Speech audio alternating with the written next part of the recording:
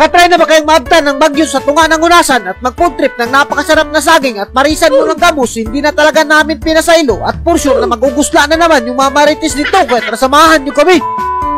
What's up sa inyo guys? For today's video, dahil masama yung panahon at speaking of masama yung panahon ay galing akong barangay dahil tumanggap kami ng ayuda na binigay sa gobyerno at napakasarap naman talaga, hindi na namin pinasaylo. Sa puntong ito ay in-unboxing na nga namin yung ayuda dito na natanggap namin. As you can see naman guys, napakalaking tulong na talaga to sa mga pamilya na talagang naghihirap at natamaan ng lindol dito sa amin. At as you can see naman guys, may mga kupi-kupa at may mga nilata pa dyan na napakasarap naman talaga at for sure na mabubungkag na naman yung mabahaw nito.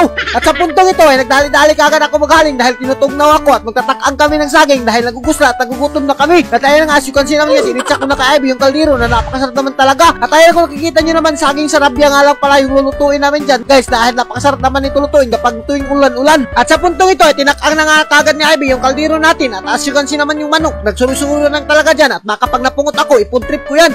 At sa puntong ito, sa ilang oras namin paghihintay, sa wakas ay natupad na nga yung pangarap namin na magsubo na yung kaldero. At ayun na nga, hinaon ko lang at hindi ko na pinasaylo. At maghinay-hinay ka lang dyan paghahon na baka mapaslot ka, impas ka. At sa puntong ito ay niyabo ko na nga kagad sa lababo para talagang mahinluan na natin yung saging at matanggalan natin ng balat. At as you can see naman guys, napakasarap naman talaga ng saging kapag ulan-ulan, parisan mo ng ginamos. Naku, magmamahay na naman yung mga marites dahil hindi sila makakain ng saging na napakasarap naman talaga. At if speaking of masarap, as you can see naman guys, yung saging talagang umaaso-aso pa at napakasarap naman talaga. So for sure na naglalaway na naman kayo dito dahil hindi kayo makakain ng saging sa inyo. At sa puntong ito, pagkatapos kumalata ng saging ay nandam ko na kagad yung maing kudanan namin dahil dito kami na Ivy mag-chill in at magkakain dito sa labas para makita naman namin yung panahon kung gaano kaganda. At as you can see naman guys, initsa na nga rin yung lamisa natin at transisyon na kagad tayo at tumunga na nga yung lamisa na napakasarap naman talaga. At as you can see naman guys, kung gaano kasarap yung ginamos dito sa amin. At ayan, kung nakikita nyo naman guys, kinitkit ko na at minutang ko na sa platito na napakasarap naman talaga. At dumungo muna ako at tinignan ko yung shoot ko, baka lumabas na yung mahiwagang saging ko.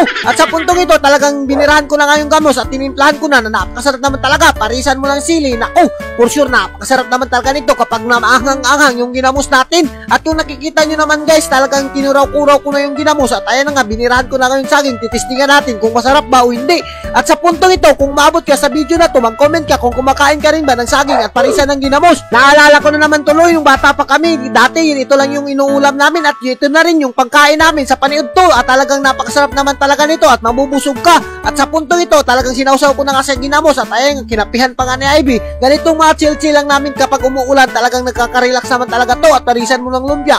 Naku, talagang gugusla na yung nanonood sa atin dito. Alam nyo ba guys, dito sa probinsya ay ganito lang talaga yung mga pagkain dito, napaka-healthy na at napakasarap pa at hindi ka talaga magmamahay kapag ito yung kinain mo. As you can see naman guys, hindi ko na talaga pinasaylo yung saging na napakasarap naman talaga at pati si Ivy at talagang napasasarapan talaga siya kumain ng saging at talagang paborito niya to, parisan mo ng ginamos. At kung nanonood ka sa video na to ay pang mahirap lang talaga to na content dahil hindi nakaka-relate yung mga mayayaman dito. At ayan na nga, as you can see naman guys, hindi ko na pinasaylo yung mga saging at yung mga kamuti na napakasarap naman talaga. Alam nyo ba guys, dito sa lugar namin ay medyo kinukulbaan na kami dahil maya-maya lang talaga lumilindol dito at medyo natatakot na kami at nagpapanik na kami pero hindi kami nagpatinag at talagang napupuntrip pa rin kami dito. As you can see naman guys, hindi na namin pinasaylo yung saging na napakasarap naman talaga. Kaya shout out naman sa mga taga Mindanao dyan na palagi nakakaramdam ng linog at maya-maya lang magtibayan nyo lang ang loob nyo at yung isipan nyo para hindi kayo mabuang sa kakaisip ng lindol. At baka kasi hindi ka namatay sa lindol pero nabuang ka naman pagkatapos ng lindol, kaya mag-ingat-ingat ka at kalmahan mo na yung sarili mo. At sa puntong ito ay medyo huminay na nga yung uwan kaya naisipan namin na pumunta dito sa dagat. At pagdating namin dito sa dagat ay hindi namin inaasahan na ganito pala kalakas yung ulan at hangin dito sa dagat kaya nabungkag yung trapal namin at talagang nagmamahay kami. Hindi tuloy kami nakapanginas kaya tuloy ang datingan ay talagang suka na lang yung inulam namin at talagang napapas muna kami dito imbis na mag-food trip kami. Pero ang kaibahan lang talaga kapag dito ka sa dagat at kahit suka lang yung ulam mo, parisan mo ng bahaw ay talagang mabubungkag pa rin yung bahaw dito at hindi ka magmamahay dahil napakasarap pa rin kumain dito.